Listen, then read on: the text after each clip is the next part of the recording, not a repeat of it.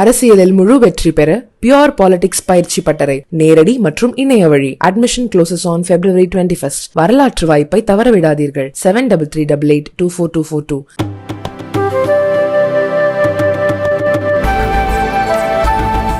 ஊடக நண்பர்கள் அனைவருக்கும் கொங்கு நாடு மக்கள் தேசிய கட்சியின் சார்பாக என் வணக்கத்தை தெரிவித்துக் கொள்கிறேன்.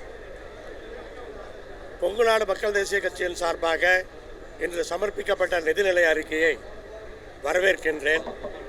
மொத்தமாக அந்த நிதிநிலை அறிக்கையை பற்றி சொல்ல வேண்டுமென்றால், அனைத்து மக்களையும் உள்ளடக்கிய ஒரு நிதிநிலை அறிக்கை. அனைத்து மக்களுக்கும் வளர்ச்சி வேண்டும் என்ற எண்ணத்தோடு இந்த நிதிநிலை அறிக்கை சமர்ப்பிக்கப்பட்டிருக்கிறது. தமிழகத்தினுடைய அனைத்து மாவட்டங்களும் வளர்கின்ற வகையிலே அனைவரையும் உள்ளடக்கி இந்த வளர்ச்சி முயற்சி எடுக்கப்பட்டிருக்கிறது. குறிப்பாக தொழில் வளர்ச்சியிலே டெல்டா மாவட்டங்கள், தென் மாவட்டங்கள் கவனம் செலுத்தப்பட்டிருக்கின்றன. என்னுடைய கோரிக்கையாக இன்னும் கொஞ்சம் வட மாவட்டங்களுக்கும் இந்த தொழில் வளர்ச்சியை கவனத்திலே கொள்ள வேண்டும் என்ற அந்த கோரிக்கையை வைத்துக் கொள்கிறேன். மிக முக்கியமான ஒரு அறிவிப்பாக நான் பார்ப்பது, நீண்டகால கோரிக்கையாக இருந்த 1ஆம் வகுப்பிலிருந்து 5ஆம் வகுப்பு வரை பள்ளி குழந்தைகளுக்கு காலை சிற்றுண்டி திட்டம் என்பது அரசு பள்ளிகளுக்கு மட்டுமல்லாமல் அரசு உதவி பெறுகின்ற பள்ளிகளுக்கும் இன்றைக்கு நீட்டிக்கப்பட்டிருக்கிறது. அதை நான் வரவேற்கின்றேன். அதே சமயத்திலே பல பள்ளிகளிலே 1ஆம் வகுப்பிலிருந்து 8ஆம் வகுப்பு வரை மாணவர்கள் படிக்கிறார்கள். 1ஆம் வகுப்பிலிருந்து 5ஆம் வகுப்பு வரை உள்ளவர்களுக்கு மட்டும் உணவளிக்கும் பொழுது அந்த 6, 7, 8 வகுப்பிலே படிக்கின்ற மாணவ மாணவிகள் வருத்தப்படுகிறார்கள், ஒரு ஆதங்கமாக பார்க்கிறார்கள். அதனால் 8ஆம் வகுப்பு வரை உள்ள பள்ளிகளில் 8ஆம் வகுப்பு வரை உள்ள மாணவ மாணவிகளுக்கு இந்த சிற்றுண்டி திட்டத்தை, காலை சிற்றுண்டி திட்டத்தை விரிவுபடுத்த வேண்டும் என்ற அந்த கோரிக்கையை இங்கே வைத்துக் கொள்ளுகிறேன்.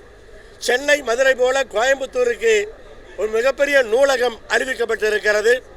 அதை நாங்கள் வரவேற்கின்றோம். அதே சமயத்தில் ஈரோட்டிலே தந்தை பெரியார் பெயரிலே ஒரு பெரிய நூலகம் வேண்டும் என்ற அந்த கோரிக்கை வைத்திருக்கிறோம். அதையும் அரசு பரிசீலிக்க வேண்டும் என்று இந்த நேரத்திலே கேட்டுக்கொள்கிறோம். தமிழ்நாடு முழுவதும் பாலிடெக்னிக் ஆரம்பிப்பதற்கான நிதி ஒதுக்கப்பட்டிருக்கிறது. அதுதான் இன்றைய தேவையாக இருக்கிறது. அதற்கு அரசுக்கு இந்த நேரத்திலே நன்றி தெரிவித்துக் கொள்கிறோம். அதேபோல் தொழிற்பயிற்சி மையங்கள் பல இடங்களிலே புதிதாக கோடிக்கணக்கிலே செலவு செய்து அமைக்கப்படும் என்று அறிவிக்கப்பட்டிருக்கிறது. அதையும் நான் இந்த நேரத்தில் வரவேற்கின்றேன். அதேபோல் அரசு பள்ளிகளிலே படிக்கின்ற ஆண் பிள்ளைகளுக்கு, பெண் பிள்ளைகள் போல ஆண் பிள்ளைகளுக்கும் உயர்கல்விக்கு சென்றால் 1000 ரூபாய் வழங்கப்படும் என்ற அறிவிப்பு ஒரு மிகப்பெரிய அறிவிப்பாக நான் இந்த நேரத்தில் பார்க்கின்றேன். அதேபோல சுற்றுலாவை மேம்படுத்துவதற்காக பல்வேறு விஷயங்கள் அறிவிக்கப்பட்டிருக்கிறது. அதை வரவேற்கின்றோம். ஆனால் இன்னும் கடலோர சுற்றுலா மையங்கள் இன்னும் அதிகப்படுத்தப்பட வேண்டும். தாய்லாந்து போல, மற்ற நாடுகளைப் போல இது இங்கே சாத்தியம். அதனால் தமிழ்நாட்டினுடைய கடலோர பகுதிகள், சென்னையிலிருந்து பாண்டிச்சேரி வரை உள்ள கடலோர பகுதியை சுற்றுலா மையமாக அறிவித்து அதற்கான திட்டங்கள் தீட்டப்பட்டு மேம்படுத்தப்பட்டால் இன்னும் நமக்கான வருமானம் அதிகமாகும் என்று இந்த நேரத்தில் நினைக்கின்றோம். அதே போல நூல் மில்கள், நூற்பாலைகள் இன்றைக்கு மிகப்பெரிய பிரச்சனையை சந்தித்துக் கொண்டிருக்கின்றன. அதற்காக இன்றைக்கு 6% வட்டி குறைப்பு, அந்த சப்சிடி கொடுக்கப்படும் என்று அறிவிக்கப்பட்டிருக்கிறது. அதை நான் வரவேற்கின்றேன்.